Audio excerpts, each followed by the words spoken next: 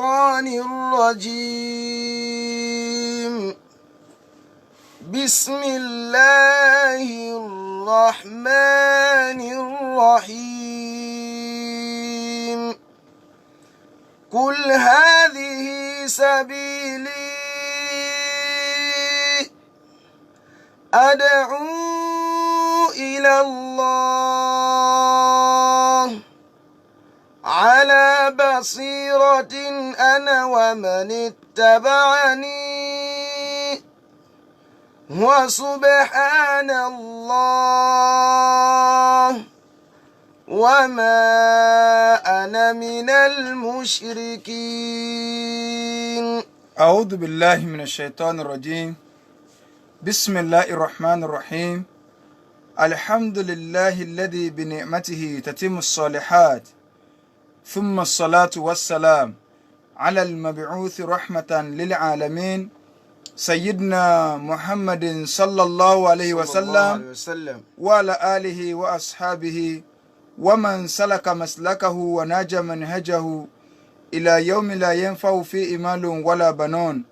إلا من أتى الله بقلب سليم. وبعد adúpẹ́ lọ sí ọ̀dọ̀ Ọlọ́run. Alhamdulillah. Ọlọ́run ọba tí ó ṣe wá ní mùsùlùmí, òun náà lọ́ba tí a dúpẹ́ fún. Alhamdulillah. À ń tọrọ àlékún ìkẹ́ àti ìgẹ̀ fún aṣíwájú Nábì wa Muhammad sallallahu alayhi wa sallam. Ìkẹ́ Ọlọ́run kó máa bá Ànábì wa Muhammad sallallahu alayhi wa sallam àti àwọn ará ilé rẹ̀ àti àwọn sàhábà rẹ̀ àti gbogbo àwa mùsùlùmí tí à ń tẹ̀lójú pọ̀nà tí Ànábì wa sallallahu alayhi wa sallam èyí tó fi ilẹ̀ tí ó fi di ọjọ́ tó jẹ́ yí pé la yanfa'u fihi malun wala banun, owó ọmọ kò ní ṣàǹfààní tó bá dijọ́ náà illa man ata Allaha biqalbin salim, àfẹn tó bá pàdé Ọlọ́run ọba àlékọ́lá Allah pẹ̀lú ọkàn tó là kò níbi ẹbọ ṣíṣe àti ìwà nifaq. À ń fi àna Ọlọ́run bẹ lọ́n àdẹ̀wò tí yọ́ bá wa tá a fi máa fi ojú èjì àbí àbòsí àbí ẹbọ pàdé Ọlọ́run ọba àlékọ́lá, àbí tá a máa fi ṣe ẹ̀sìn tó jẹ́ yí pé ọ̀tọ̀ ni tá a máa sọ, ọ̀tọ̀ ni tá a sì máa ṣe. Ọlọ́run má jẹ́ ó ṣẹlẹ̀ sẹ́ni kọ̀ọ̀kan wa o. Àmín. wọlé àjọ kan sọ rẹ, wọlé gbólóhùn la ilaha illallah. Àmín. Eléyìí ni ètò yẹn tó wa Albasira, èyí tí máa ń sí gbẹ̀nì kọ̀ọ̀kan wa láti iléeṣẹ́ Amútajérò 92.5 FM tọ́kalẹ̀ sí Kọ́lápọ̀ Ìṣọ̀lá Estate ní ìlú Ìbàdàn. Àwọn tí Ọlọ́run lò ní olùgbọ̀wọ́ ètò yìí, Ọlọ́run má jẹ́ kọ́rọ̀ wọn dàrú o. Àmín. Ìwọ Ọlọ́run ló máa yéjú wọn, Ọlọ́run bá ní sí dáadáa fún wọn. Àmín. wọlé àjọ kan sọ rẹ, wọlé gbólóhùn la ilaha illallah. Àmín. Ní òní, lẹ́yìn ìgbà tá a ti parí àwọn nǹkan mẹ́wàá tàbí tá a ka bíi mẹ́tàlá tí ó jẹ́ wípé ọmọ ń ba ìsìláàmù jẹ́ mọ́mọnìyàn lọ́wọ́, tí ó gbéyàn jáde kó nù islam, tí yóò sọ èèyàn di kèfèrí. Kọ́lọ́run má jẹ́ á di kèfèrí o. Àmín. ẹ jẹ́ á sára fẹ́ bọ o. ẹbọ ọ̀pọ̀ ńlẹ̀ Yorùbá o, ní ọ̀pọ̀lọpọ̀ àwọn àfáà sì ń polówó. So ká má ti torí àdánwò ká má dẹlẹ́bọ o. Eléyìí ni tí sunna Ànábì wa Muhammad sallallahu alayhi wa sallam èyí tí ń pèpè rẹ̀ fún wa. Lẹ́yìn eléyìí á wà bọ́ síbi àwọn nǹkan tí máa ń dá wàhálà lẹ̀. Ìtọ́jú ọ̀gá tí ń dá wàhálà lẹ̀ láàrin wa òun náà ní ẹbọ, àti kílíà rẹ̀ níwọ̀n bàbá gbára wá sí ma. Ọwọ́ akúntà ń pè ní bídíà, àdàdálẹ̀. So àdàdálẹ̀ nínú ẹ̀sìn. So aburú wo eléyìí ní part 1. So torí pé yóò gba àwọn àsìkò bíi ó lè jẹ́ bíi episode bíi 4 sá inshallah. Ara ṣeré pété ni o, torí àdàdálẹ̀ pọ̀ nínú ẹ̀sìn gan-an. So àwọn àdàdálẹ̀ àtàwọn aburú rẹ̀ ti ń bẹ́ẹ̀. So ìyẹn la máa ṣàlàyé torí pé àwọn nǹkan ìní ń fàjà táwọn èèyàn kọ́ pé àwọn kan lálùsùn náà ẹlòmíràn èmi ò tẹ̀lé jálùsùn náà mọ̀ tẹ́mi mùsùlùmí ni mí. Irọ́ ni. So rárá, kí ni à ń pè ní bídíà, kí laburú ti ń bẹ́ẹ̀ á ṣàlàyé rẹ̀. Àìsọ̀rọ̀ yànrọ̀ ńlọpàá balẹ̀ ibì kan tó níbi tó ń bá fi sùn sí, òun náà ni kí wọ́n máa gún lódó, òun náà ni wọ́n máa gún lódó, ó ju sí ẹnu, ìyàwó bá jẹ́ ní odó lẹ́nu bó ṣe kú nù. Kí là ń pè ní bídíà nínú èdè? Àwọn àfáà ní òun náà ni kéèyàn ó ṣe nǹkan láì jẹ́ pé ó rí olùkọ́ṣe nínú èdè nu. Tí wọ́n bá ní pé èèyàn ṣe ibtida'u shay'in wa sun'uhu la an mithalin, kéèyàn ó ṣe nǹkan láì jẹ́ pé ó rí àríkọ́ṣe rẹ̀. Ọ̀rẹ́ sàǹpù lápẹẹrẹ o design kan ọ̀rẹ́ ń tọ́kọ́ design rẹ̀ rí tẹ́lẹ̀ nínú èdè Lárúbáwá nu o tabakọ lọ nínú èdè gan kí ni à ń pè ní bídíà logatan kakọ lọ literary meaning rẹ̀ àdàdálẹ̀ ó ní kó o ṣe nǹkan torí Ọlọ́run fi péré ní badi'us samawati wal ard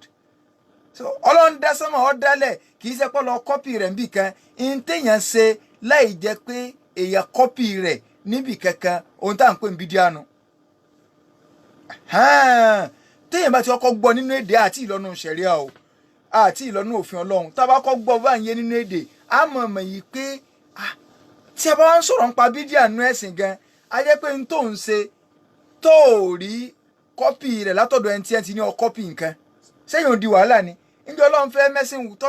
ní wọ́n mẹ́sìn wà fún wa ọlẹ́ ń tó fi rán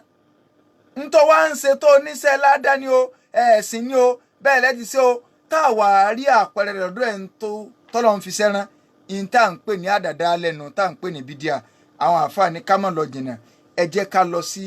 inú ìtumọ̀ bídíà nínú ṣẹ̀ríà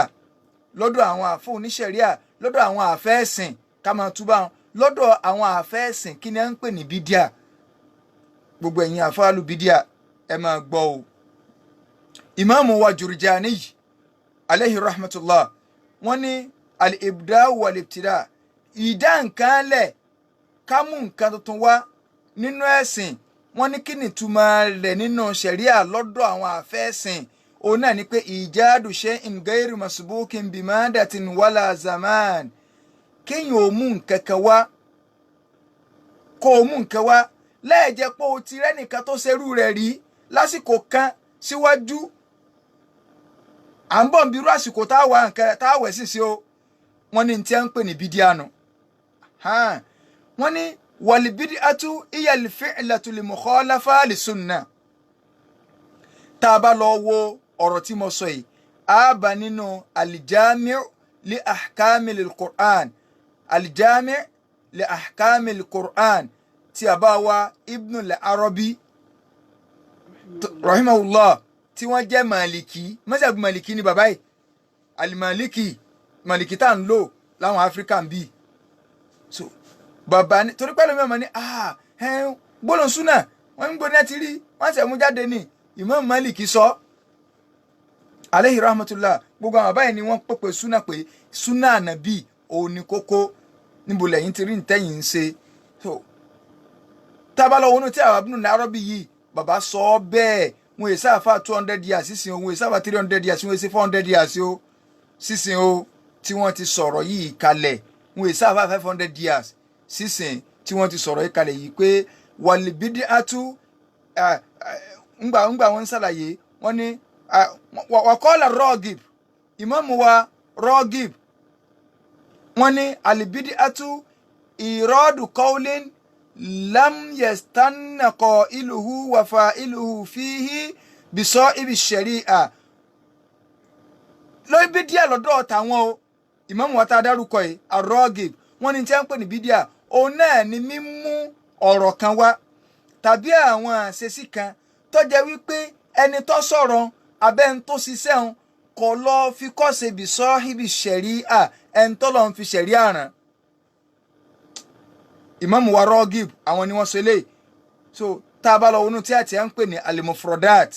àbá ń bẹ̀ Imam wa Ragib sọ bẹ́ẹ̀ yìí pé kéèyàn lọ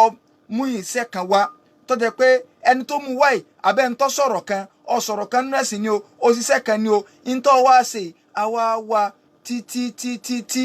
lam yastanna qailuhu wa fa'iluhu fihi bisahibi shari'a wa ama filiha almutaqaddima wa usuliha so kò rẹ́rìí kọ́ṣe rẹ̀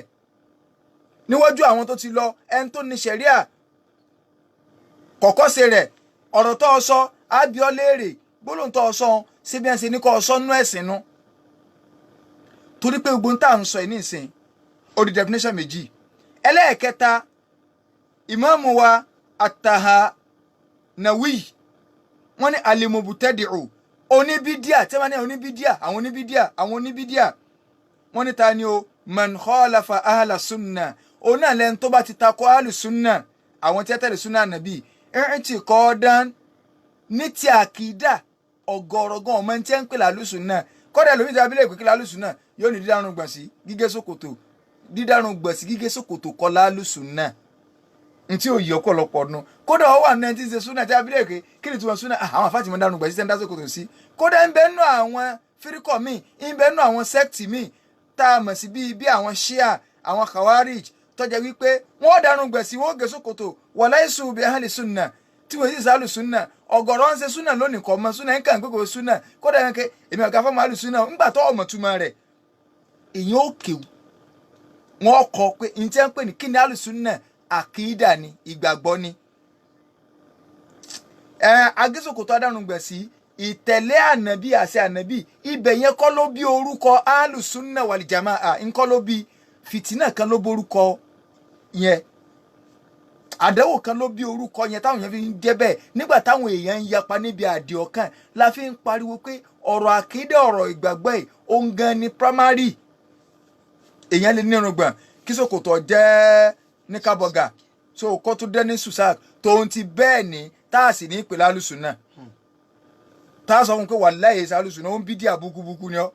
so ló fi yẹ pé irùngbọ̀n kan ní sáìn àti àwọn àfáàní ìnìṣúná rárá ó ti sí nọ́mbà mú so àwọn èèyàn ti kẹran mérò gan àwọn èèyàn ti kó ẹran mérò wọn ọ̀dà lùsùn náà mọ̀ torí pé àwọn èèyàn farabalẹ̀ kẹ́kọ̀ọ́ súnà àwọn èèyàn kẹ́rì pé súnà ti rẹ́ni ẹlòmínà ọkàn ó lè kó ònú jáde báyìí kọ́ wọ́n bí súnà òun náà ti dé súnà náà nu ọ sáré pé ẹ sáà jẹ́ dárun gbọ̀ sí kí n máa gé ṣòkòtò àti kẹran mérò lójú gbogbo ọ̀dàrú àti kí ni o àti kẹran mérò ọwọ́ ni wàlí mọ́bùtẹ́dì òun náà yusammuna bi alil bid'i wa alil ahwa bàbá ní àwọn alùbídíà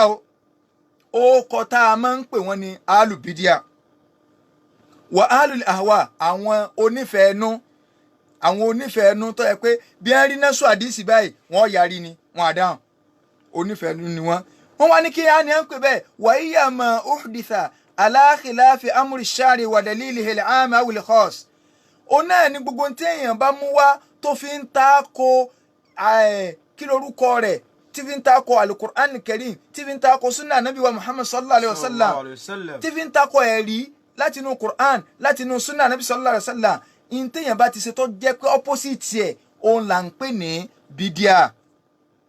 ìmáàmù wa Shatibi alayhi rahmatullah definition wọn ìní fi parí under definition ẹ wo gbogbo àwọn àfáà tí mò ń ká alẹ́ yìí wọn èsì àfáà sẹ́ńtírì yìí o wọn kò sí kẹ̀kẹ́ nu gbogbo àwọn bàbá àbá wa tá a lè máa dákọ nílẹ̀ Yorùbá yìí tọ́jà yìí pé wọ́n wá sọ pé àwọn mọ̀ wọn o àwọn tá à ń sọ ẹ̀ wọ́n ọmọ wọn ọjọ́ ló gbá o àwọn àbáyé náà ka tí àwọn ni o àwọn bàbá wa tá à ń sọ ẹ̀ tí kálukú lè máa kóòtù pé bàbá wa lágbájá bàbá wa tàmẹ̀dùn bàbá wa gbá bàbá wa náà wo bàbá wa orí kinní kan gbogbo àwọn bàbá tá a lè máa kóòtù ń pátá wọn ka tíra àwọn tá à ń dá ọkọ̀ yìí ni. rahimahumullah ìbẹ́nu wọn ẹlòmíì tó ti kú láti 500 years ago tó ti kọ̀ǹtà ń sọ ilẹ̀ ìbẹ́nu wọn ẹlòmíì 700 years ago ẹlòmíì 800 years ago inú gbogbo àwọn àfáàtìmọ̀ ń dá ọkọ̀ yìí. so wọ́n ní lọ́dọ̀ tàwọn definition yìí ó ní èmi accept jù nínú gbogbo definition àwọn àfáà yẹn kò sí kankan nínú gbogbo definition yẹn tí ò sí kíni o tí ò lọ ṣùgbọ́n tí Imam Shatibi nínú tíra tá à ń pè ní al-i'tisam tíra tá à ń pè ní al-i'tisam bàbá ní al-bid'atu sẹ́rí bídíà jàmáà ẹ̀jẹ̀ agbọ́ bíi ẹ̀yin tẹ́ ń gbọ́ mi lé máa gbọ́ o tó o bá ti lọ definition yìí mú fúnra ẹ̀ gan lọ́ọ̀mọ̀ dá bídíà mọ̀ wọ́n ní ìyàtọ̀ rí kọ̀tún fi dín ojú ọ̀nà kan nínú ẹ̀sìn yìí mùkútẹ̀rí àtún táwọn èèyàn dálẹ̀ tùdọ́hí ash-shar'iyyata yuqsadu biha as-suluki alayha al-mubalaga fi ta'abbudi lillahi subhanahu wa ta'ala. ojú ọ̀nà kan táwọn èèyàn dálẹ̀ nínú ẹ̀sìn yìí yóò wá jọ ṣẹ̀ríà Ọlọ́run yóò jọ gan yóò jọ ẹ̀rìn yìí náà kódà ẹlòmíràn ní ẹ̀wà kí ló wá burú ń bì nǹkan yìí yóò jọ yóò fara pẹ́ kódà in tí wọ́n gbẹ̀lérò pẹ̀lú ẹ̀ náà ni pé ká máa ìbàdà àṣekúdórógbó tí ó kọjá level tó ní nǹkan gan mú wá ẹ máa rí i pé kíní yìí ọ̀n lọ́ba so àwọn àáfàá ni tá a bá wò pẹ̀lú definition tá a ti sọ lọ gbogbo náà láti mọ àlìbídíà ṣé bídíà wá pín àbí ò pín so ṣé bídíà sópin àbí òpin àwọn àfà rahimahumullah Imam Shafi'i rahimahullah. àdàsí Imam Shafi tó jẹ́ ó tó jẹ́ náà àfa tó tún máa ṣe ronú sí ipe bò ni wọ́n ní ẹ wá ń bì yìí o bídíà Imam Shafi'i rahimahullah sọ ma pé sẹ́ńtírì tí wọ́n jìnnà ó ti lé ní 1000 years o yes ó ti lé sẹ́ńtírì wọ́n jìnnà o wọ́n wá ní lọ́dọ̀ tàwọn o àwọn pín bídíà sí méjì alibídíàtú àdọ́ọ́là bídíà bú tí ọ̀dà tó jẹ́ wípé ànú ni ń bẹ lọ́dọ̀ Imam Shafi'i alayhi rahmatullah wọ́n wá ní irú bídíà wo ni bídíà dọ́ọ́là lọ́dọ̀ yín bàbá wọ́n ní ẹ jẹ́ n sọ fún yín o wọ̀yúrọ́ọ̀dù bíhà wọ́n ní in táwọn gbàlérò pẹ̀lú bídíà dọ́ọ́là bídíà tó jẹ́ tanù òun náà ni pé má uhditha in tí wọ́n bá dálẹ̀ wa khalafa kitaban tọ́lọ́ tako Qur'an máa gbọ́ o aw sunnatan àbí súnà ànàbí nígbà táwọn afáwọn wa ń pariwo nísìn súnà ọ̀jẹ̀ nkankan kíríkà ọ̀jẹ̀ nkankan Imam Shafi'i ló sọ̀rọ̀ yìí sọ̀kánú gbogbo àwọn bàbá tá à ń dá akọ tá à ń kíra ara wa àwa lọmọlẹ́yìn bàbá lágbájá àwọn ọmọlẹ́yìn bàbá lágbájá tọ́ wàá sọ yìí pé wọ́n fẹ́ máa takò ọ̀rọ̀ àgbàlagbà wọ́n takò táwọn àgbàlagbà mú wá nínú àwọn bàbá àti Imam Shafi'i tá a làgbàlagbà tá a làgbà. so tẹ bá ń pa àwọn ẹlẹ́yìn àwọn bàbá wa yìí ní bàbá àwọn bàbá làwọn tá à ń dá akọ yìí rahimahumullah àwọn gbogbo àwọn bàbá tá a sì ń dá akọ yìí kò sẹ́ni tí ọ̀ka tí àwọn bàbá tá à ń sọ yìí àwọn bàbá náà sì mọ̀ pé nǹkan ju nǹkan lọ ṣé ti yé báyìí nǹkan ju nǹkan lọ Imam Shafi'i ní bídíà dọ́ọ́là òun náà ni má uhditha wa khalafa kitaban gbogbo tí wọ́n bá dálẹ̀ tó bá ti tako Qur'an aw sunnatan àbí sunna anabiwa Muhammad sallallahu alayhi wa sallam aw ijma'an àbọ̀bá tako gbogbo ìpanupọ̀ àwọn àfẹ́ẹ̀sìn láwọn sẹ́ńtúrì tá à ń sọ yìí ìpanupọ̀ àwọn àfẹ́ẹ̀sìn aw atharan àbọ̀bá lọ tako orípa ọ̀dọ̀ àwọn sàbẹ́ tá a rí lọ́dọ̀ àwọn sàbẹ́ in tó bá ti lè tako nínú ẹ̀sìn àwọn sàbẹ́ náà á fi kílọ̀sì sí o nínú ẹ̀sìn ẹ gbà pé nǹkan yẹn o ẹrù tó ti kọjá àpàkọ́ ni ilẹ̀ ní bọ̀ àdàdálẹ̀ ni wọ́n ní bídíà dọ́ọ́là nu. wọ́n ní bídíà kejì táwọn pín sí lọ́dọ̀ táwọn òun náà ni alibídíàtú alimahmuda bídíà àdàdálẹ̀ sẹ́wọ̀n pé nínú lógà ìtumọ̀ méjì ni bídíà ní ṣùgbọ́n ẹyọkan ni mo tí ì sọ fún wa níbẹ̀ so ti báyìí ẹyọkan òun ni mo tí ì sọ fún wa ìtumọ̀ ẹlẹ́ẹ̀kejì àbí ìpín kejì ká kọ́ lọ bí ìpín kejì òun náà ni alibídíàtú alimahmuda lọ́dọ̀ Imam Shafi'i wọ́n ní àdàdálẹ̀ èyí tó jẹ́ kí ni o alimahmuda tó jẹ́ tẹlẹ́yìn pé àdàdálẹ̀ ní but kí ni ìdápọ̀ àdàdálẹ̀ tó dáa tún lélẹ̀ wọ́n ní máa gbọ́ definition o tó bá gbó kọ nǹkan ẹlòmíì lè máa béèrè sórí ní tó ti gbó kọ rẹ̀ nǹkan yẹn wà ní tí máa ń béèrè ẹlòmíì ké ẹ gbọ́ wọ́n ní sóògùn wà mo ní irú ìbéèrè búkú wo nu nígbà ó ti dá akọ rẹ̀ ọ wà náà nu ṣùgbọ́n ta ni máa ń ṣe ẹni tí ó fẹ́ rí ìyọ́nú Ọlọ́run ọ̀rọ̀ tó clear ni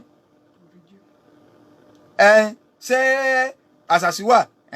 ọwà ó ti pè in tó ti pè exist but talent tí máa ń lo àṣàṣì láti lè fi ṣàṣìyàn ẹni tó jẹ́ pọ́ fẹ́ sọ ẹrù rẹ̀ kábí ìbínú Ọlọ́run ọ̀nà wo ni ó sì gbà máa lo àṣàṣì ọ̀nà ibi tọ́lọ́run ti bínú sí express tọ́jánu ná kó ṣáà di wàhálà kábàkáwọn bọ́ta kò sóògùn kò sí kìnnìún ọgbà ṣùgbọ́n ta ní í ṣe ẹni tó ti mọ̀ wípé òun ò ní ṣẹrù òun kábí ìyọ́nú Ọlọ́run so kò sí wàhálà sáàsì mẹ́nẹ́sì kọ̀tán sí mẹ́nẹ́sì sáàsì àṣàṣì wà àmọ́ ta ní í ṣe ẹni tó fẹ́ gbẹ́ express ibi ọ̀dọ̀ èṣù dénú ná tí ò ní ráàánú Ọlọ́run lálìjẹ náà lálìkẹ́ àmọ́ ké ẹgbọ́ wọn ní òsì bídíà tọ́da Imam Shafi'i ní alibídíàtú mahmuda wà ṣùgbọ́n wà á lọ ọmọ definition rẹ̀ lóòfin ní sísọ torí kọ́ wá ní àníyàn wa náà dáa torí àníyàn wa tó dáa la fi wò pé ń jọ Sunday káwọn èèyàn jọ ká máa kọrin ká máa jó ìsẹ́ni táwọn yóò fi máa lọ nú ilé ìjọsìn míì káà náà ká kóra wa jọ bẹ́ẹ̀ ká máa ṣe báyìí àníyàn mi dáa irú bídíà báwọn bídíà àṣà rárá o bóní Yorùbá ní bóní gbá bá ṣe pé gbá rẹ̀ láàṣẹ bá pé Imam Shafi tí wọ́n pín nǹkan lọ ọmọ definition tí wọ́n fún definition tí wọ́n fún ni pé ma uhditha ó ní gbogbo ohun téèyàn bá dálẹ̀ pátá tó o bá dálẹ̀ minal khairi nínú dáadáa walam yukhalif shay'an min dhalika tí ó wá lọ tako nǹkan kan nínú ṣẹ̀ríà Ọlọ́run kò sí inú tí wọ́n ti ṣàlàyé lẹ́pẹ́ kẹ́ ẹ ṣe báyìí kò sí nínú nǹkan tí wọ́n ti ṣàlàyé lẹ́yìí pé bẹ́ẹ̀ ti ṣe nì ní tí ẹ bá ti lè ṣàlàyé lẹ̀ fọ́nú ẹ̀sìn tó o bá wá lọ mú wá pé àníyàn mi ọ̀dà ni mo fi ṣe á sọ fún ọ pé àníyàn rẹ ọ̀dà ńgbà ṣàlàyé rẹ̀ fún ọ wọ́n ti dì ọ́ pamọ́ bẹ́ẹ̀ o ò lè ṣe bá mi. gbọ́mọ̀ mùsàfiyé ní tí ẹ ti ṣàlàyé fọ́nú ẹ̀sìn tó o bá wá lọ mú wá lọ́nà míì o ti ṣiṣẹ́ nu kọ́lọ̀ mọ́jà ṣiṣẹ́ wọ́n ní wal aslu fi dhalika fi hadha kí náà rí wa lórí ń tá a sọ yìí òun náà ni máa ruwiya an Umar ní tí ẹ gbà lọ́tọ̀dọ̀ Umar akálàsì Imam Shafi mú nǹkan ìwá ṣùgbọ́n àwọn àfáà súnnà Imam Shafi àfáà súnnà ni wọ́n tún wá ní pé bàbá ẹ̀bà tún wá rí náà rí kíní jù báyìí lọ Imam Shafi wá mẹ́rin wá pé láyé Umaru radiyallahu anhu Ànábì láyé Umaru kó àwọn èèyàn jọ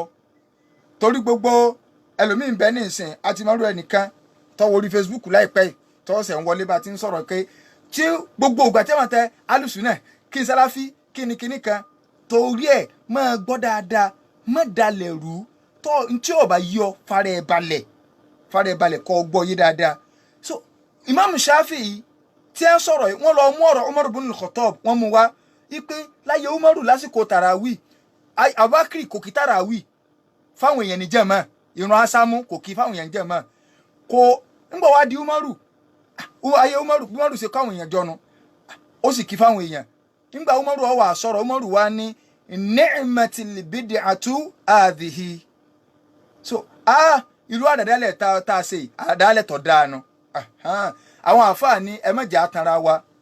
ìyìn tí Umaru ṣe bídíà ni ṣé kọ̀ọ̀rárì kọ́ṣe rẹ̀ lọ́wọ́ wájú wọ́n ní Imam Shafi ẹ má fi ìyún ṣe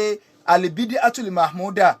torí pé kí ni ìyìn tí Umaru ṣe bídíà á béèrè lọ́wọ́ yín pé sànàbí ṣe rí àbí ò ṣe rí wàlẹ́ ànàbí káwọn èèyàn jọ láti fi kírun rí fásámú ó kí fáwọn àsìkò kan nígbà ọ̀yá wọ́n ń retí kọjáde nínú Ramadan yẹn kọjáde mọ́ láti wá kí fún kálukú sì kí lẹ́yọ kọ̀ọ̀kan ànàbí wa fi ń kọ́ lẹ́kọ̀ọ́ pé tí n bá ilé kí parí àwẹ̀ báwọn yóò wà nípò ọ̀ranyàn fún yín but ń gbò tí kiri àwọn èèyàn ti wá pátì báwọn Abubakar wọn ò kọ́ àwọn èèyàn jọ láti kí pé kálukú ọlọ́mọ kínú lé ń gbò dé orí Umaru in tó ti wà ńlẹ̀ tẹ́lẹ̀ ni ó jí padà ìsúná tó bá ti wà ńlẹ̀ téèyàn bá jí padà àìpè ní bídíà torí pé bídíà lọ́pọ́sìtì súnà ntí ọ wà nínú àlàyé yẹn nu àwọn àfà wọn wá ṣàlàyé báwọn so inshallah ìtìsíwájú lélẹ̀ o àti ìdébi ọ̀rọ̀ ẹ̀rí kankan o a sì wà lọ́ndà ìpín torí pé a gba ìbéèrè láàrin ìṣẹ́jú bíi méjì ṣùgbọ́n kí nǹkan rá fà kọ́ńdà mi pé wọ́n kàn ti sọ̀rọ̀ àtàárọ̀ káti ẹ̀ má díìsì ẹyọ kan wá péré à ń bọ̀ bí àdíìsì rẹ́gẹ́dẹ́ o táàfì mọ̀ yìí pé téèyàn bá ń gbóòórùn bídíà lọ́ọ̀kan kọ́ máa sálọ náà bòmíì ni o kọ́ máa sálọ ni o ó ti tó fún wa ó ń ṣe Ọlọ́run sallallahu alayhi wa sallam ànàbí ní inna Allaha ihtajaza tawbata an sahibi kulli bid'atin ẹ máa gbọ́ mi ànàbí ní Ọlọ́run ti fi gàgà dí láti gba túbà gbogbo ń bídíà tó ń bídíà bá ń dẹ́ṣẹ̀ tó bá ń bẹ lọ́hùn pé kọ́lọ́hún foríjìn Ọlọ́run ò ní foríjìn ó ń ṣe Ọlọ́run lọ sọ bẹ́ẹ̀ sallallahu alayhi wa sallam ló fi jẹ́ pé máa ń kọjú ń bídíà ìmọ̀jọ ń bídíà rẹ o ti sílẹ̀kùn àánú Ọlọ́run lẹ̀ jọ súnà ni àìmọ̀jọ súnà rẹ èèyàn kọ lẹ́tà sí dáàmú nù ọlọ́mọjà kọ lẹ́tà sí dáàmú hadithi tá a sọ yìí ìmáàmù wa Ibn Asim fi sunna wọ́n gbà wá wal Haytham rawahu Tabarani ìmáàmù wa Tabarani wọ́n gbà wá fil Awsat mujamu mẹ́ta ni ìmáàmù Tabarani ní ṣùgbọ́n fil mujamu lẹ̀ Awsat ibẹ̀ ni ìmáàmù wa Tabarani ti gba eléyìí wá rahimahullah kọ́nàbalẹ̀kọ́lá kọ́ba ni yọ́nú sí fáwọn tá a bá ní ìbéèrè 081-21024846 inshallah tó di jọ́mẹ́jọ láti máa tẹ̀síwájú lórí ọ̀rọ̀ bídíà lọ 08121024846. Naam, salamu alaikum. Wa alaikum salam wa barakatuh. Ẹ kú ètò. Yes sir. Orúkọ mi ni Olúwayé tí lọ látọ̀jọ́. Naam. Ìbéèrè tí mo fẹ́ béèrè nípa bídíà tẹ́ ń sọ yẹn. Naam. Ọ̀pọ̀lọpọ̀ àwọn èèyàn ń ṣe bídíà ń sìn tí wọn ò sì mọ̀ pé bídíà làwọn ń ṣe gẹ́gẹ́ bẹ́ẹ̀ ṣe ń sọ. Irú àwọn tí kò yàn jọ ìkọjọ́ Sunday tí kò mọ aláṣàlátù tí wọ́n ń lùlù ń bẹ̀ àbáwọn tó ń pe àwọn ní búlálà tí wọ́n mọ̀ lọ́kọ́ àwọn ń ṣe ẹ̀mí àwọn lọ bí ẹ̀mí. Ẹjọ́ tí Islam sọ gbogbo orú yẹn fún wa náà ni. Ẹ̀kejì ìbéèrè mi wá ní pé àwọn tí ń gbọ́ Ọlọ́run wọ́n mọ̀ pé Ọlọ́run pé ọlọ́wọ́ gbẹgbọ́rọ́ bí kinní kan àtẹ̀ló dúdà oníná kinní kan ẹjọ́ tí gbogbo orí ìyẹn dá fún Ọlọ́run ká máa fi gbé Ọlọ́run. Náà inshallah ìbéèrè ọkàn tá a ráyè gbà náà nìyẹn gbogbo àwọn ìtẹ́fẹ́ kàí á dé bẹ́ẹ̀ nígbà tá a bá kọ́ sọ ìtumọ̀ bídíà fa tá a sọ àyà Kùránì tá a sọ àwọn àdìsí fa a wà máa sọ oníranran bídíà tá à ń bá gbáyé pé eléyìí aburú ṣùgbọ́n rúùn tẹ́ béèrè kákó rẹ níjọ á béèrè yìí pé sànàbí ẹsẹ̀ káwọn èèyàn jọ à ń bọ̀ ń bẹ̀ àsàlátù dáadáa fẹ́ ṣe ọ̀rọ̀ àsàlátù ànábì ti yanjú ẹ̀kọ́ tó jáde láyé tẹ́ ẹ bá lọ wo definition mi yẹn ẹ rí i pé wọ́n ti sọ báyìí àsàlátù fa wọ́n sọ pé kẹsẹ̀ kóra jọ́ nítorí pé fẹ́ sí àsàlátù mo rò pé Yorùbá mi yẹ ó ti clear ní tí má ti ṣàlàyé lẹ̀ fún àlọ́ ṣẹ́mọ̀ ẹ wo àwọn àfáà tí mo ní wọ́n ṣàlàyé ọ̀rọ̀ bídíà wọn èsì àwọn àfáà wa ń bì yìí o àwọn àfáà sẹ́ńtírì sọ pé wọn ò tí ì mọ̀ tí wọ́n ń pè nílẹ̀ Yorùbá tó dùn ọ̀ tí ì dé ọ̀nà bíi rárá tètè àdébí káyọ̀ máa sọ pé àbá kan ni àwọn àbá wa kan ni no àwọn bàbá tó ju àbá lọ là ń kó tì látàárọ̀ yìí kọ́lọ̀nkọ́ bá ní kẹ́ gbogbo wọn àtàwọn bàbá tiwa náà tí wọ́n bá ní ṣiṣẹ́ ẹ̀sìn bíi kọ́lọ̀nkọ́ wọlé àjọ kan oṣù rẹ̀ kọ́ wọlé agbóhùn la ilaha illallah. Títẹ̀lé súnà ṣe bí dandan ni. Títẹ̀lé súnà ṣe bí dandan ni. Fún mùsùlùmí tó bá pé lórí.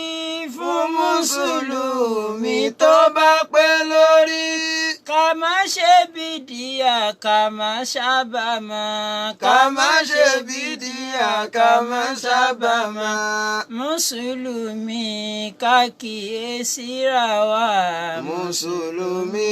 ká kíyèsíra wa. So ká kíyèsíra ká má ṣe bídíà o gẹ́gẹ́ bí ọ̀rẹ́ náà ti mọ̀ yìí pé inshallah wọ́n ti kéde wípé kò sí hajj fún aráàta àwọn aránulé ni wọ́n ó ṣe hajj Ọlọ́run bá lékọ́lá yọba nìkan ọgbà àdánwò tó wà nílẹ̀ lọ inshallah gbogbo àtà fẹ́ lọ hajj lọ́dún yìí hajj wa tún di ẹ̀mí Ọlọ́run ó ti bá ní kó gbogbo ẹ̀kú ńlẹ̀ pẹ̀lú yọ̀ǹda tọ́lọ́ àwọn aráàlú Saudi nìkan ni wọ́n ó ṣe hajj wọ́n ní káwọ́ sí iléyà ńlé so owó bíbọ́ àṣírí tá a fi rówó rẹ̀ lọ́dún iléyà kú bí oṣù kan àti bí ijọ́ méje àbí mẹ́fà kan Ọlọ́run kó bọ́ aláṣírí Ọlọ́run kó ọlájọ́ kan oṣù rẹ̀ kó ọlá gbóná láìlọ́lá so tí a bá fẹ́ pè wá sórí ẹ̀rọ ìbánisọ̀rọ̀ ká máa pè wá sórí ẹ̀rọ ìbánisọ̀rọ̀ 070106439 àwọn tá a jọ wà ní alẹ́ àfàwà